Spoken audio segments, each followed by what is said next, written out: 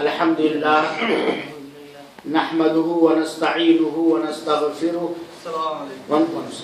ونؤمن به ونتوكل عليه ونعوذ بالله من شرور أنفسنا ومن سيئات أعمالنا من يهده الله فلا مضل له ومن يضلله فلا هادي له وأشهد أن لا إله إلا الله وحده لا شريك له وأشهد أن محمدا عبده ورسوله أما بعد فإن خير الحديث كتاب الله وخير الهدي هدي محمد صلى الله عليه وسلم وشر الأمور محدثاتها وكل محدثة بدعة وكل بدعة ضلالة وكل ضلالة في النار.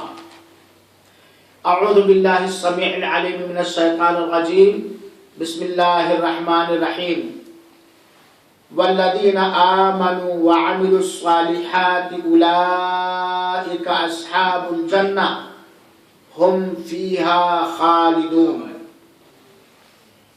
آج بتاریخ 2 جنوری سن 2014 بروز جمعرات ثنائیہ کے اس مسجد میں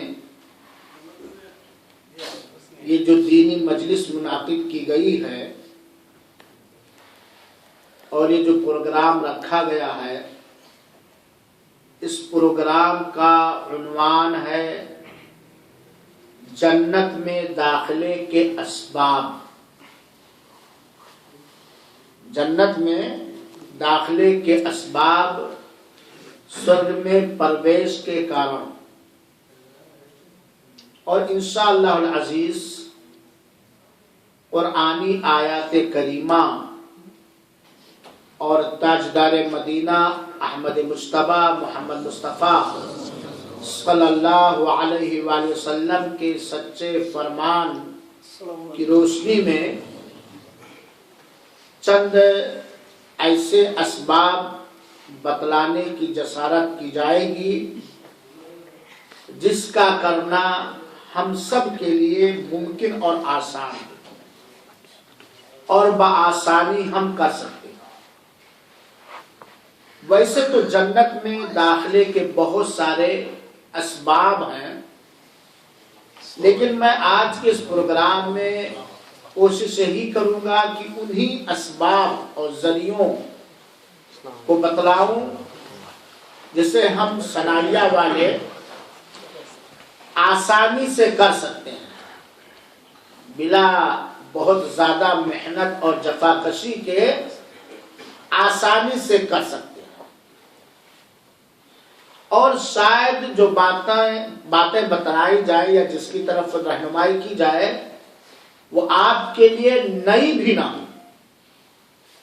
آپ جانتے بھی ہیں اور مجھے یقین ہے کہ آپ جانتے ہیں اکثر باتیں، لیکن یاد دہانی کے طور پر، یاد دلانے کے طور پر بات کہی جائے گی. اور اس کی مثال اس طرح دی جا سکتی ہے کہ جب بھی بچہ گھر سے سائیکل سے باہر نکلتا ہے تو بچہ جانتا ہے کہ روڈ کے کنارے جانا چاہیے، گاڑی آ جائے تو احتیاط کر لینا چاہیے، لیکن ماں باپ بچے کے ساتھ پیار و محبت کی وجہ سے کہتے ہیں بیٹا ذرا سنبھال کے جانا، حالانکہ اسے یاد. میں تو آپ لوگوں کا باپ نہیں ہوں، لیکن ایک بات ہے کہ میں آپ سب سے محبت کرتا ہوں اللہ تعالی کے لیے، اور اللہ اس محبت کو قبول فرما لے اور اللہ تعالیٰ اس محبت کا اثر ہمارے اوپر آپ سب کے اوپر ڈالے. آمین. اللہ تعالیٰ کا اپنے بندوں پر اور ان بندوں پر جو صالحین ہیں، اولیاء ہیں، مومن اور متقی ہیں، اللہ تعالی سے ڈرنے والے ہیں، اللہ کی فرما برداری کرنے والے ہیں، ان کے لیے اللہ تعالی نے دنیا میں جو نعمتیں خاص رکھی ہیں وہ تو ہیں ہی، ابدی زندگی میں جو سرمدی زندگی ہے، ہمیشہ ہمیش کی زندگی ہے، اس ہمیشہ ہمیش کی زندگی میں ہر طرح کے آرام و سکون پہنچانے کے لیے، ہر من پسند نعمتوں سے مالا مال کرنے کے لیے، ان کے رتبوں اور مقام کو بلند کرنے کے لیے اللہ تعالی نے جنت بنائی ہے، اور جنت کے اندر بہت سارے کوالٹیز اور بہت ساری قسمیں رکھی ہیں۔ یہ اللہ کا احسان عظیم ہے، بڑا احسان ہے اپنے مومن بندوں پر، اپنے نیک بندوں پر، اولیاء کرام پر، صالحین پر اور اپنے فرمانبرداروں پر۔ اور جنت کے ان راستوں کی بھی نشاندہی فرما دی ہے، رہنمائی کر دی ہے، جن راستوں پر چل کر کے ہم جنت کو حاصل کر سکتے ہیں اللہ کی رحمت کے بعد۔ اللہ کی رحمت کے بعد اللہ کے کوئی بھی بندہ اپنی عبادت کے بدولت، اپنی نیکی کے بدولت جنت حاصل نہیں کر سکتا اگر اس کے اوپر اللہ کا کرم نہیں ہوگا۔ اور اللہ تعالی احسان کرنے والوں کے اوپر احسان کرتا ہے، نیکوں کے اوپر اللہ تعالیٰ کرم کرتا ہے، اللہ تعالیٰ کی رحمت خاص ہو جائے گی۔ روز قیامت اللہ تعالیٰ کی رحمت خاص ہو جائے گی مومنوں کے لیے، نیک لوگوں کے لیے۔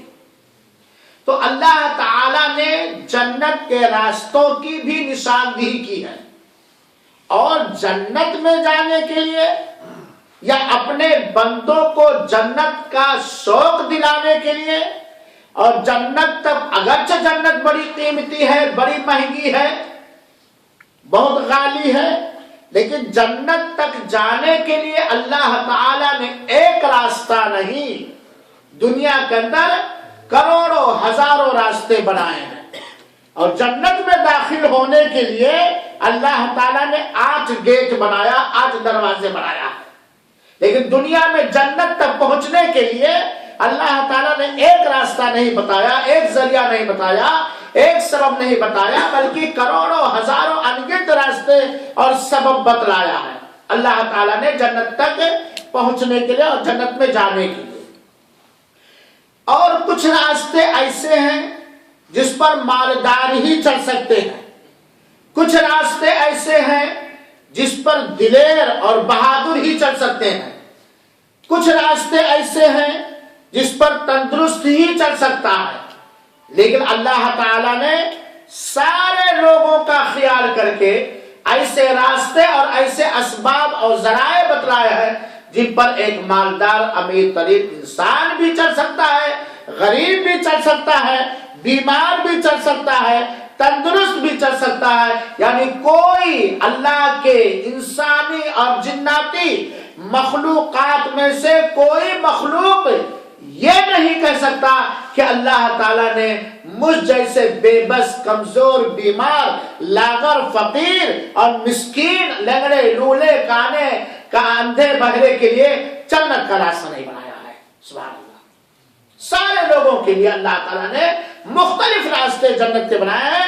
مالدار مالدار والا راستہ اختیار کر لے، امیر امیر والا اختیار کر لے، غریب غریب والا اور بیمار بیمار والا، اور سب کے لیے جنت ہے۔ میرے بھائیوں، شرط یہ ہے کہ ان کے اندر جنت میں جانے کے لیے جو خوبیاں ہونی چاہیے وہ پائی جائیں میرے بھائی۔ تو جنت کے میں داخلے کے اسباب، کچھ سبب ایسے ہیں جن کے بغیر وہ جنت پا ہی نہیں سکتا، اور جن کے بغیر اس کی کوئی عبادت، کوئی بندگی، کوئی پوجا پاٹ قبول ہی نہیں ہو سکتا ہے۔ تو سب سے پہلے اسے جاننا ہے کہ نہیں؟ کچھ ذریعے ایسے ہیں، کچھ سادھن ایسے ہیں کہ جن کے بغیر اگر چیز نہیں ہے کسی انسان کے اندر تو وہ دوسرے راستوں پہ چل کر کے بھی جنت کو نہیں پا سکتا. جو بنیاد ہے، جو بیس ہے جنت پانے کے لیے، وہ نہیں ہے تو ہزاروں راستے پہ بندہ چل کر کے آئے جو حقیقت میں راستے جنت تک لے جانے والے راستے ہیں، جو جنت میں داخلے کے سبب اور ذریعہ ہیں، لیکن وہ اگر چیز اس کے اندر نہیں پائی جاتی تو وہ جنت تک نہیں پہنچ سکتا، اور مرنے کے بعد رب ذوالجلال کی رحمت سے بے پایا رحمت سے وہ بالکل محروم کر دیا جائے گا. تو سب سے پہلے ہم اس سبب کو جانیں، جنت میں داخلے کے اس راستے اور اس سبب کو جانیں جن کے بغیر جنت کا کوئی دوسرا راستہ ہمارے لیے مفید اور لابھدایک اور نفع بخش نہیں ہو سکتا ہے. وہ راستہ کیا ہے، وہ سبب کیا ہے؟ وہ ایمان ہے اور نیک عمل ہے. دونوں چیز. وہ کیا ہے؟ ایمان اور نیک عمل، دونوں بیک وقت. میرے بھائیوں ساتھیوں ایک بات پہلے ہی بتلا دیتا ہوں، یہ پروگرام رکھنے کا مقصد یہ نہیں ہے کہ ہم آئے گئے سنیں. ہم چاہتے ہیں، آپ چاہتے ہیں کہ ہمارے عملی زندگی میں پرورتن ہو، تبدیلی آئے. صحیح بات ہے کہ نہیں؟ اگر یہ شوق، یہ جذبہ نہ ہوتا تو دن بھر کام کیے ہیں، تھکے ہارے ہیں، اس پروگرام میں نہیں آتے. صحیح بات ہے کہ نہیں؟ اس لیے ہم غور سے سنیں اور سمجھنے کی کوشش کریں، اور اگر سمجھ میں نہ آئے تو پروگرام کے بعد پوری رات بٹھا کر کے سوال جواب کر سکتے ہیں. اور میں سوال جواب سے اکتاتا نہیں ہوں اور نہ میں غصہ ہوتا ہوں. اگر میرے اندر میرا انداز ہی کچھ ایسا ہے کہ لوگ سمجھ جاتے ہیں کہ مولانا غصہ ہے، میں غصہ نہیں ہوتا. لیکن کبھی کبھی جذبات میں کوئی ایسا ہو جاتا ہے. تو ہم سمجھنے کی کوشش کریں، اور حقیقت ہمیں سچائی یہی ہے کہ اگر ہم سمجھ گئے اور اپنا لیے تو میں اس اللہ وحدہ لا شریک کی ذات گرامی کی قسم کھا کے کہتا ہوں، جو خانہ کعبہ کا رب ہے، جو سارے نبیوں کا اللہ ہے، جو سارے فرشتوں کا معبود برحق ہے، جو سارے انسانوں جناتوں کا مسجود ہے، وہ ضرور جنت دے گا. کیونکہ رب کا وعدہ ہے اور رب وعدہ خلافی نہیں کرتا. یہ کرتا ہے. اللہ تعالیٰ نے ایک وعدہ کیا نہ کہ تم اپنے بچوں کو محتاجی کے ڈر سے قتل نہ کرو، تمہیں بھی ہم روزی دیتے ہیں، تمہیں بھی روزی دیں گے. دے رہا کہ نہیں دے رہا؟ دے رہا کہ نہیں دے رہا؟ تو سب سے پہلا سبب کیا ہے جنت میں جانے کے لیے؟ کیا بتلایا گیا؟ ایمان اور نیک عمل. ایمان یعنی اس بات پر ایمان ہو کہ اسلام کے 5 بنیاد ہیں. نمبر 1، اس بات کی گواہی دینا کہ اللہ کے علاوہ کوئی سچا معبود نہیں اور محمد صلی اللہ علیہ وسلم اللہ کے رسول ہے. 5 وقت کی نماز ادا کرنا، زکات دینا، رمضان کے روزے رکھنا، تابعت حج بیت اللہ کرنا.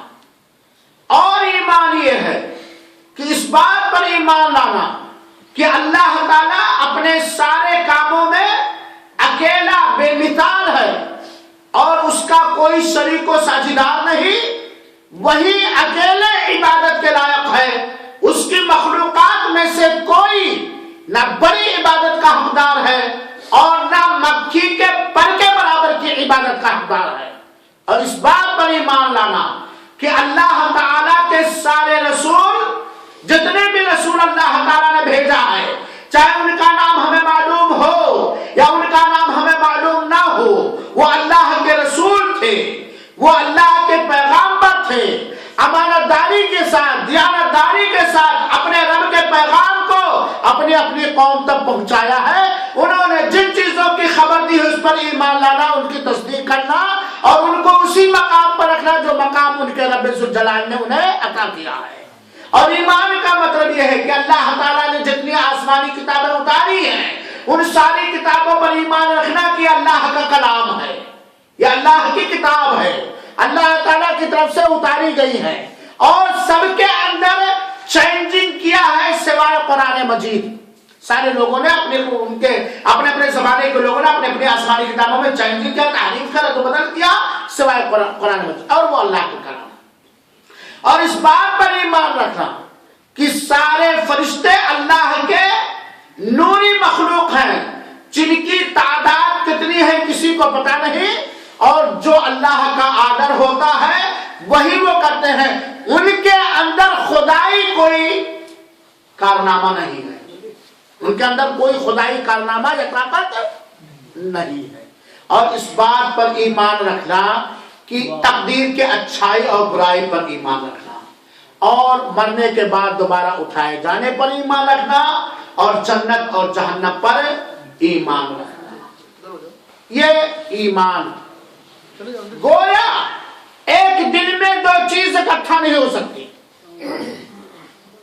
جیسے مثال کے طور پر عام فہم زبان میں آپ جانتے ہیں ایک چیز، ایک دین ہے جس کا نام اسلام ہے، جانتے کہ نہیں جانتے؟ ہے کہ نہیں؟ اور ایک دین ہے جس میں کئی لوگ شامل ہیں، ایک دین ہے کفر۔ کفر جانتے کہ نہیں جانتے؟ اسلام اور کفر۔ اسلام میں سب سے پہلے جو درجہ ملا ہے وہ توحید اور ایمان کو ملا ہے، اور کفر میں سب سے بڑی خامی کیا ہے؟ یا تو اللہ کا انکار کرنا، اور یا تو اللہ کے اختیار اور قدرت اور عبادت میں اللہ کے مخلوق کو شریک و ساجدار کرنا۔ ایک دل میں دونوں چیزیں اسلام اور کفر یہ اکٹھا نہیں ہو سکتے، یا تو کفر رہے گا یا تو اسلام رہے گا۔ اسلام کے ساتھ ساتھ اگر کفر ہے، اسلام کے ساتھ ساتھ اگر کفر کی چیزیں ہیں جو شرک ہے، جیسے شرک کفر کی چیزیں ہیں، نفاق اعتقادی کفر کی چیزیں ہیں، تو اس کا اسلام محفوظ نہیں۔ تو پہلا سبب توحید، جس کو ایمان کہا جاتا ہے، جس کے لیے اللہ تعالی نے زمین کو بنایا، آسمان کو بنایا، سارے نبیوں کو، یہاں تک کہ آخری پیغمبر جناب محمد صلی اللہ علیہ وسلم کو بھی اسی توحید کے لیے پیدا کیا ہے، ہمیں اور آپ کو جس کے لیے پیدا کیا ہے، کس کے؟ جو سارے نبیوں کی ایکتا دعوت تھی، بے مثال دعوت تھی کہ اللہ تعالی ہی کی عبادت کرو، اللہ کی عبادت میں کسی کو شریک و ساجدار نہ، بندگی اللہ ہی کی کرو، اور اللہ کی بندگی میں کسی کو بھی شریک اور ساجدار اور بھاگیدار نہ کرو، نہ نزدیک سے اور نہ دور سے۔ اب اگر کوئی شخص اللہ کی عبادت میں، اللہ کی ذات میں، اللہ کے اختیار میں، اللہ کی قدرت میں، اللہ کی خوبیوں میں، اللہ کے کاموں میں، یا ان کاموں میں جو خاص ہے رب ذوالجلال کے ساتھ، کسی بھی مخلوق کو برابر سمجھتا ہے، حصے دار سمجھتا ہے، یا شریک و ساجدار کرتا ہے، تو ایمان سے وہ خالی ہے۔ صحیح بات ہے کہ نہیں؟ ایمان سے وہ کیا ہے؟ خالی۔ جیسے کپڑے پر پیشاب کا چھینٹا لگا، کپڑا پاکی سے خالی ہو گیا۔ صحیح کہ غلط میرے بھائیو؟ کپڑا ناپاک ہو گیا نا، کپڑا پورا کیا ہو گیا؟ جب تک کہ اس جگہ کو آپ پاک نہ کر لیں جس جگہ پر پیشاب کا چھینٹا پاک۔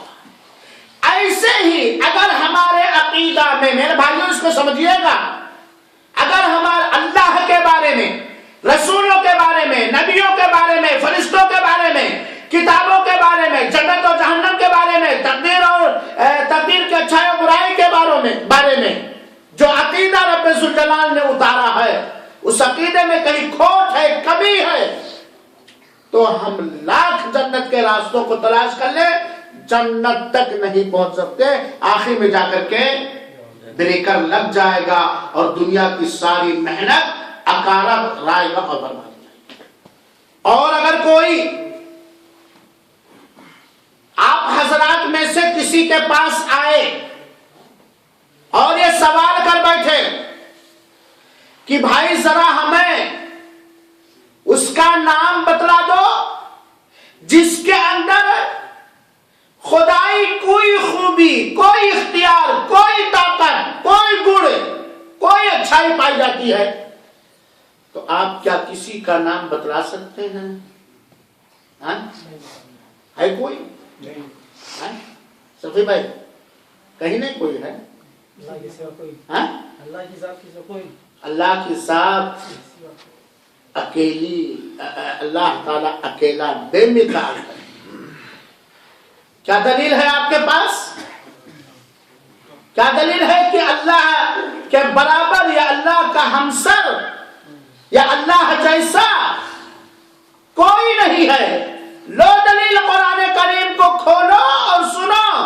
لیس کمثلہ شیء وہو السمیع البصیر. اللہ کے مانند یہ نہیں کہا کوئی نبی نہیں، کوئی رسول نہیں، کوئی ولی نہیں، کوئی خواجہ نہیں، کوئی قطب نہیں، کوئی پیران پیر نہیں. صاف اللہ نے بالکل نہ کہہ دیا لیس کمثلہ شیء، کچھ ایسی کوئی چیز ہی نہیں ہے. چیز میں سب آگے کی نہیں آگے؟ ساری چیزوں کا انکار کرنا کہ کہیں سے کوئی دروازہ کھولا. لیس کمثلہ شیء، اس کے مانند کوئی چیز ہی نہیں ہے، کوئی مخلوق ہی نہیں ہے. وہو السمیع البصیر، اور وہ اللہ تعالی سننے والا اور دیکھنے والا ہے.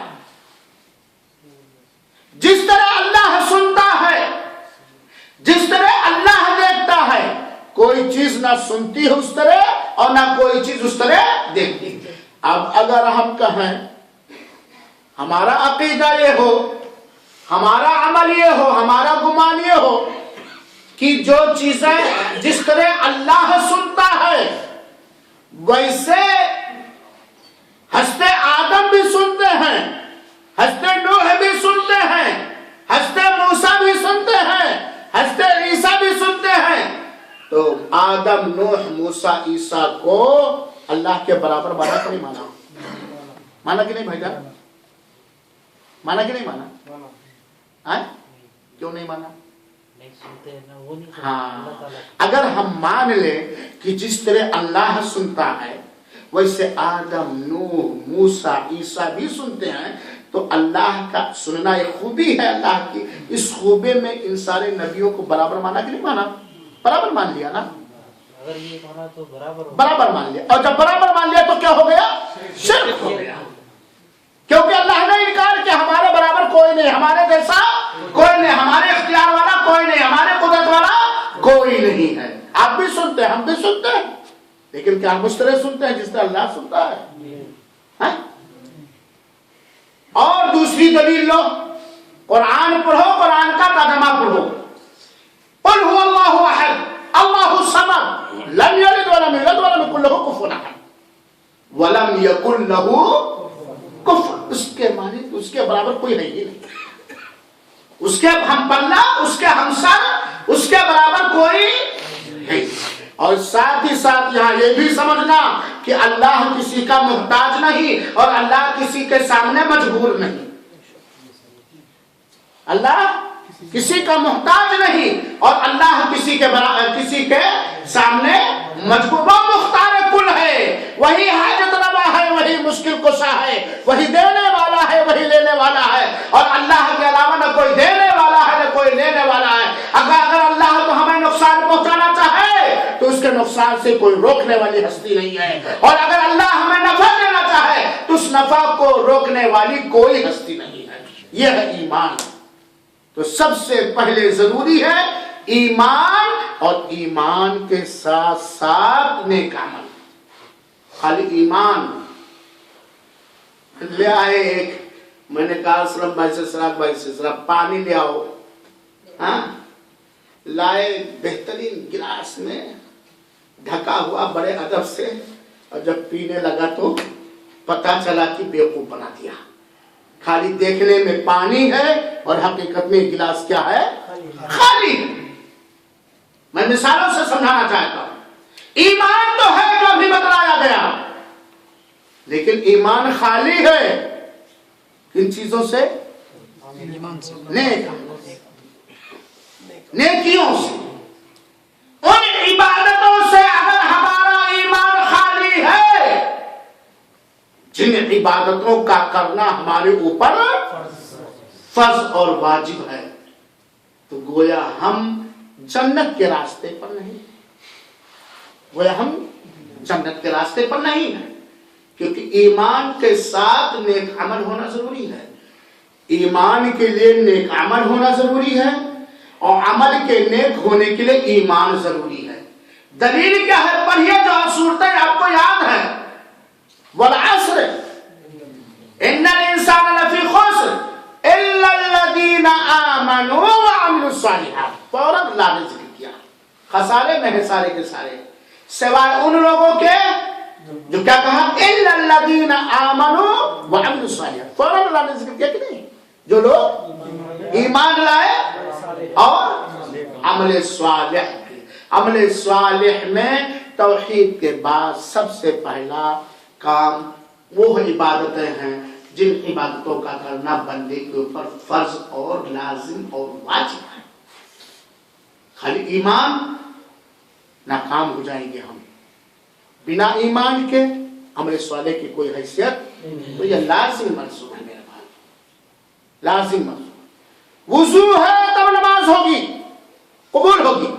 وضو ہے تب نماز صحیح ہوگی، قبول ہوگی.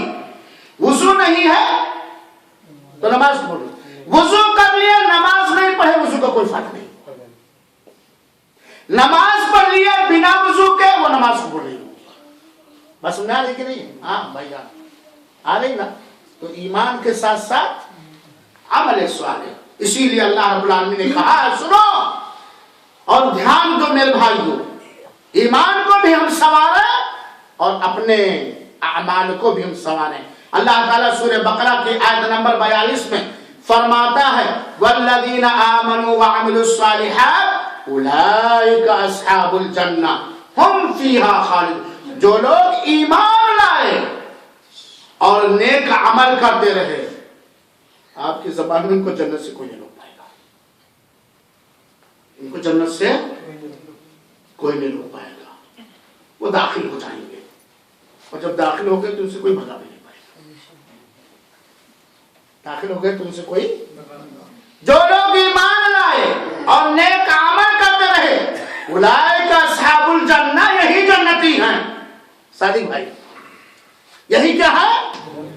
یہی جنتی ہیں، یہی جنت والے ہیں.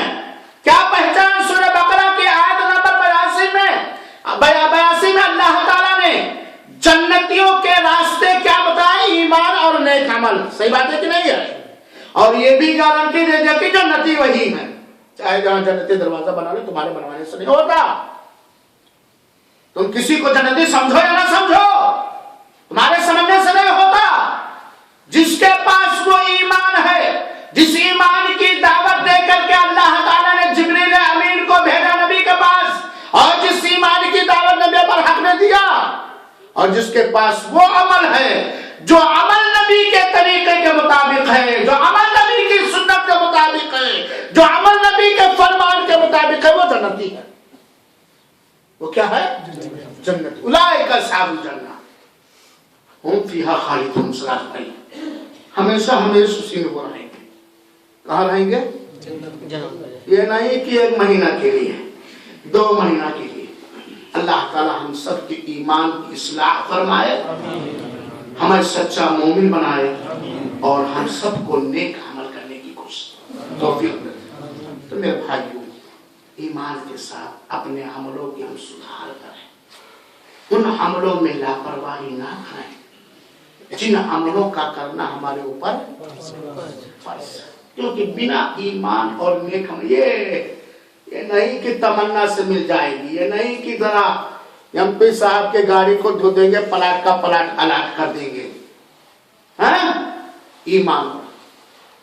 اور ایمان لانا، نیک عمل کرنا کون سا مشکل کام ہے؟ مشکل ہے شیطان کے لیے، شیطان کے ساتھیوں کے لیے. اگر کسی کو برا لگے گا تو معاف کر دیں گے، میں بھی آپ جیسا ایک انسان ہوں، اگرچہ وہ سو رہے ہیں. ٹیک لگا کے بیٹھو گے تو نیند آئے گی. ایمان لانا مشکل ہے؟ کروڑوں دیوی دیوتاؤں کو خوش کرنا آسان؟ کروڑوں آستانوں پر جا کے مرغے ذبح کر کے نظر و نیاز کرنا آسان؟ کروڑوں لوگوں کی قسمیں کھانا آسان؟ کہ ایک اللہ واحد کے در پر سر جھکنا آسان ہے؟ بولو. ایک اللہ کی قسم کھانا آسان ہے؟ بولو. کروڑوں اپنے بنائے ہوئے کروڑوں لوگوں سے ڈرنا آسان ہے کہ ایک اللہ سے ڈرنا آسان ہے؟ ہمارا اللہ تو وہ ہے کہ اگر ہم انسان ہونے کے ناطے کوئی گستاخی بھی کر جائے توبہ کر لے، معاف کر دیتا ہے. توبہ کر لے کیا کر دیتا ہے.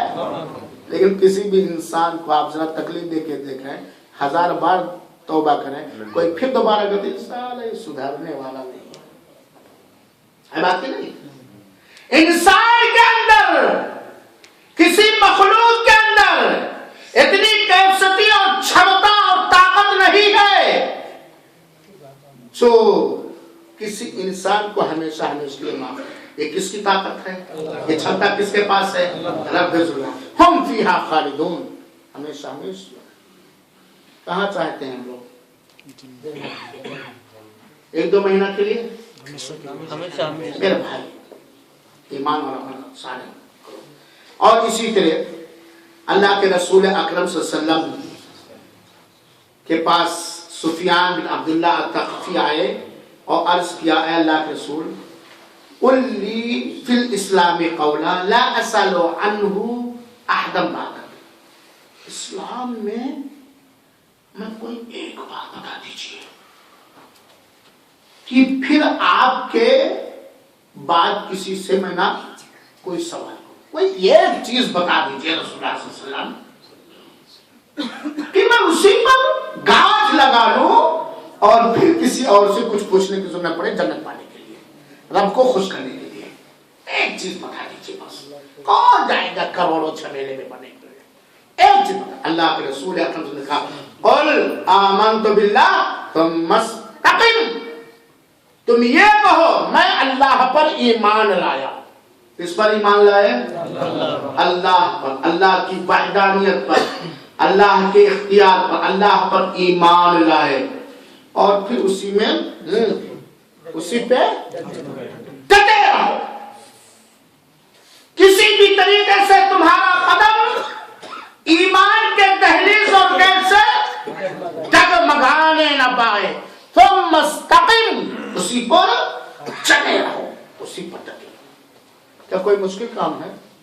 حق پر ڈٹنا یہ مشکل ظاہر میں ہے، حالانکہ باطل پر ڈٹنا یہ مشکل ہے اگر دیکھا جائے، ہے نا.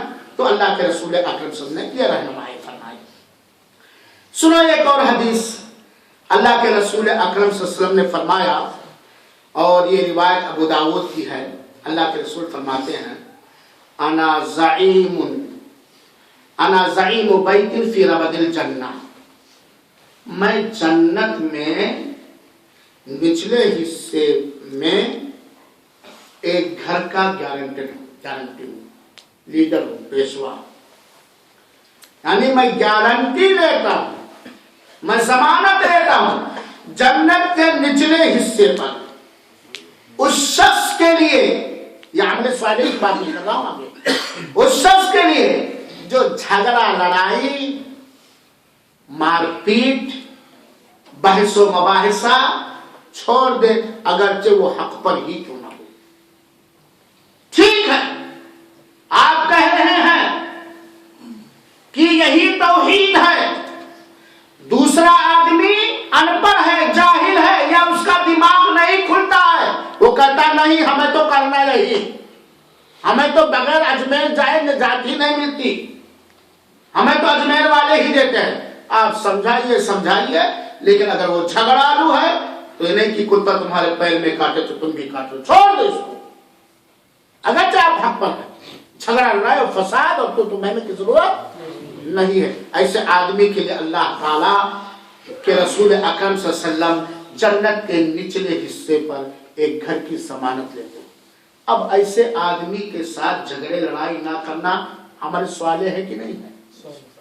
सुनो आगे, अल्लाह के रसूल अकरम सल्लल्लाहु अलैहि वसल्लम कहते हैं, मैं उस आदमी के लिए जन्नत के बीचों बीच एक घर की गारंटी देता हूं।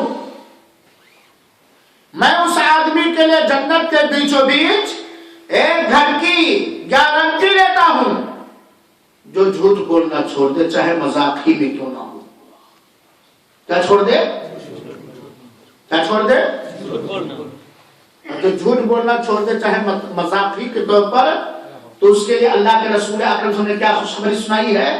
मैं उसके लिए जन्नत के बीचों बीच एक घर की जमानत। लेकिन यहाँ जाने जितनी भी चीजें बयान की जाएंगी आगे, याद रखिएगा कि ईमान पहली शर्त है, तौहीद पहली शर्त है। ईमान नहीं है, तौहीद है, और अरबों खरबों में एक सच्चा है, कोई फायदा नहीं होगा।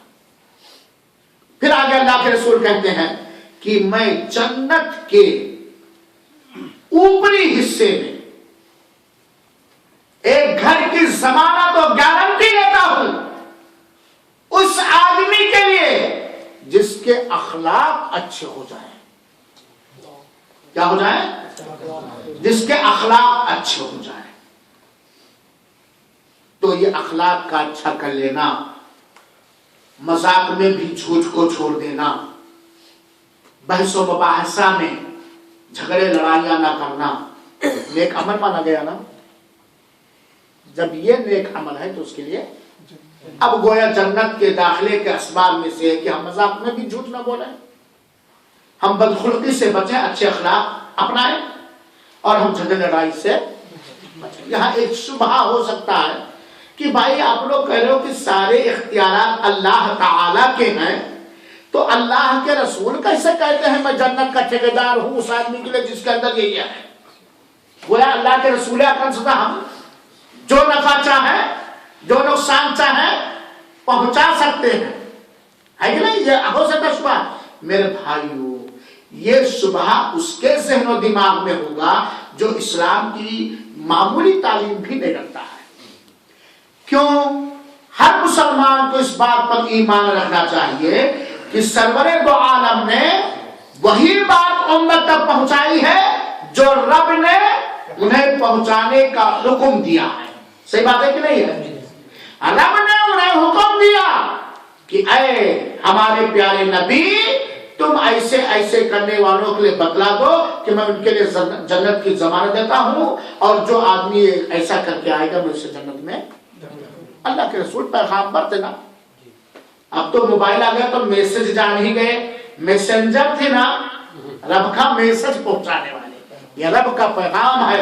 रब्बे जुल जलाल के प्यारे हबीब अपनी तरफ से कोई बात नहीं कह रहे हैं। मेरे भाइयों साथियों, ईमान और अमल स्वाले के बाद जन्नत में दाखिले का दूसरा जरिया है तकवा और अल्लाह ताला का मुराकबा। तकवा, अल्लाह ताला ने कुरान मजीद में फरमाया, अला इन्ना औलिया अल्लाह ला खौफुन अलैहिम वला हुम यहज़नून अल्लज़ीना आमनू व कानू यत्तकून। याद रखो, याद रखो, अल्लाह के वलियों पर रोज़े क़यामत ना कोई डर होगा और ना उन्हें कोई गम होगा। ये अल्लाह ताला कहता है। जो अल्लाह के वली होंगे, अल्लाह के वलियों को रोज़े क़यामत ना कोई खौफ होगा ना कोई गम होगा। फिर आगे अल्लाह ताला ने बात कही दी कि अल्लाह के वलियों को ना कोई रोज़े क़यामत दहशत होगी, ना खौफ होगा, ना घबराहट होगी और ना कोई डर होगा। फिर आगे नहीं, अल्लाह ने ये भी बता दिया कि वली है कौन, वली है कौन, उनके लिए कोई खौफ डर नहीं होगा। अल्लज़ीना आमनू व कानू यत्तकून, जो लोग ईमान लाए और रब से डरते रहे, तकवा इख्तियार किया। वली कौन है? जो ईमान लाए और रब से डरते रहे, اور رب کا رب کا تقوی، رب سے ڈرنا۔ تقوی کسے کہتے ہیں؟ جو اللہ نے کہا اسے کیا، جس سے روکا اس سے روکیا، فرض بھی پڑھا، نفل بھی پڑھا، سنت بھی پڑھا، مستحب بھی پڑھا، اور سارے فرض، نفل، واجب، سنت، مستحب سارے کام کیے، اور ہر آدمی اپنے اپنے ایمان کے حساب سے وہ کیا ہے؟ رب کا بنی۔ تو اللہ تعالیٰ نے کیا فرمایا؟ تقوی والوں کے لیے جنت ہے کہ نہیں؟ یہ کہا نا ان کو کوئی میدان محشر میں مرنے کے بعد کوئی خوف و دہشت، تو گویا جنت کا راستہ کیا ہے؟ ایمان اور عمل صالح کے بعد تقوی۔ تقوی میرے بھائیوں کہ آپ اکیلے تھے، تقوی کی ایک مثال، آپ اکیلے تھے، ورثہ کے سارے دیوار بند تھے، سارے دروازے بند تھے، کوئی نہیں تھا، اور کوئی کیمرہ بھی نہیں لگا ہوا تھا، کوئی نہیں دیکھ رہا تھا، اور کروڑوں ریال کی گڈی رکھی تھی، آپ فوراً اس چوری سے رب کے ڈرنے، آساد سینٹرل جیل کے ڈرنے نہیں، کفیل کے ڈرنے نہیں، کیمرے کے ڈرنے نہیں، سماج کے ڈرنے نہیں، رب کے ڈرنے آپ کو اس برے کام سے، یہ ہے تقوی۔ ایک مثال سمجھ گئے نا؟ تو متقی تقوی یہ جنت کا راستہ ہے، اور متقیوں کے لیے اللہ تعالیٰ نے جنت بنایا۔ جنت کا تیسرا راستہ جو عمل صالح میں آ جاتا ہے، لیکن تفصیل کے لیے میں بتانا چاہتا ہوں، اللہ اور اس کے رسول اکرم صلی اللہ علیہ وسلم کی تابعداری، فرما برداری، جن کاموں میں کرنے کا حکم دیا کر، اپنے من کی تابعداری نہیں، اپنے سماج کی تابعداری نہیں، اپنے ماں باپ کی تابعداری نہیں، اپنے دنیاوی مفاد و منفعت کی تابعداری نہیں، ہر معاملے میں کس کی تابعداری، کس کی فرما برداری؟ اللہ۔ یہ جنت میں جانے کا ایک ذریعہ ہے، جیسا اللہ تعالیٰ نے فرمایا ہے وَمَن يُطِعِ اللَّهَ وَرَسُولَهُ يُدْخِلْهُ جَنَّاتٍ تَجْرِي مِن تَحْتِهَا الْأَنْهَارُ وَمَن يَتَوَلَّ يُعَذِّبْهُ عَذَابًا أَلِيمًا۔ ذرا سنیے گا میرے بھائی، سورہ فتح کی آیت نمبر 17 اللہ تعالیٰ فرماتا ہے کہ جس نے اللہ اور اس کے رسول کی اطاعت کی، فرما برداری کی، اللہ تعالیٰ اسے ایسے باغات میں، ایسی جنتوں میں داخل کرے گا جس کے نیچے نہریں جاری ہیں۔ انہیں کہاں داخل کرے گا اللہ تعالیٰ؟ کہاں؟ جنت، جنت میں داخل کرے گا نا۔ کن کو داخل کرے گا؟ کن کو داخل کرے گا؟ جو اللہ اس کے رسول کی تابعداری اور فرمانبرداری کرتے ہیں۔ اور میرے بھائیو ساتھیو، اللہ اس کے رسول کی ذات سے بڑھ کے کوئی ذات تابعداری کے لائق ہے، فرمانبرداری کے لائق ہے؟ ہاں؟ اللہ کی تابعداری ہوگی، اور اللہ تعالیٰ نے جس کی تابعداری کا اپنے بندوں کو حکم دیا ہے ان کی تابعداری ہوگی۔ ذرا اس بات کو سوچے، غور سے سنیے گا، کس کی فرمانبرداری ہوگی؟ اللہ کی۔ اور اللہ نے جس کی فرمانبرداری کرنے کا حکم دیا ہے ان کی فرمانبرداری ہوگی۔ اپنے حساب سے ہم کسی کو اپنا رہنما، کسی کو اپنا پیشوا، کسی کو اپنا امام نہیں بنا سکتے ہیں، ہے کہ نہیں؟ تو جو اللہ کی اطاعت کرے گا، رسول کی فرمانبرداری کرے گا، وہی آدمی جنت میں جائے گا۔ یہ جنت کا راستہ۔ اور جو رسول کی نافرمانی کرے گا، جو رسول کی نافرمانی کرے گا، جو رسول کی اور اللہ کی نافرمانی کرے گا، اس کے لیے کٹھور دند اور بہت ہی دردناک عذاب ہے۔ اللہ تعالیٰ کا وَمَن يَتَوَلَّا، اور جو شخص ان سے منہ موڑے گا تو اس کے لیے دردناک کیا ہے؟ عذاب ہے۔ وَمَن يَتَوَلَّا يُعَذِّبْهُ عَذَابًا أَلِيمًا، اور جو اللہ کی فرمانبرداری سے، رسول کی فرمانبرداری سے منہ موڑے گا اس کے لیے دردناک عذاب ہے۔ تو گویا اس میں پتہ چل گیا جہنم کا راستہ اللہ اس کے رسول سے منہ موڑنا۔ اور میرے بھائیو ساتھیو، آج ہمارے پاس ایمان بھی پایا جاتا ہے، رسول کی عقیدت و محبت بھی پائی جاتی ہے، لیکن یا تو نہ جاننے کی وجہ سے، یا سماجی پربھاؤ اور اثر کی وجہ سے، یا ضدی ہٹ دھرم ہونے کی وجہ سے، ضدی ہٹ دھرم ہونے کی وجہ سے، یا آنکھ ہونے کے باوجود اندھے ہونے کی وجہ سے، کان ہونے کے باوجود بہرے ہونے کی وجہ سے، جان بوجھ کر سمجھانے پر بھی نبی اور اللہ کی نافرمانی کر رہے ہیں۔ عقیدے کے معاملے میں، عبادات